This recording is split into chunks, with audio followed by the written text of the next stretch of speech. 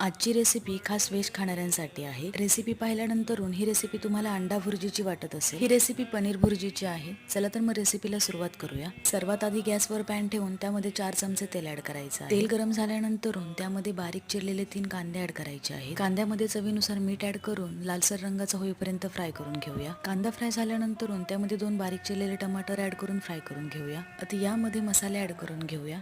2 चमचे मिरची पावडर, अर्धा चमचा हळद, 1 चमचा धना पावडर, 1 चमचा किचन किंग मसाला.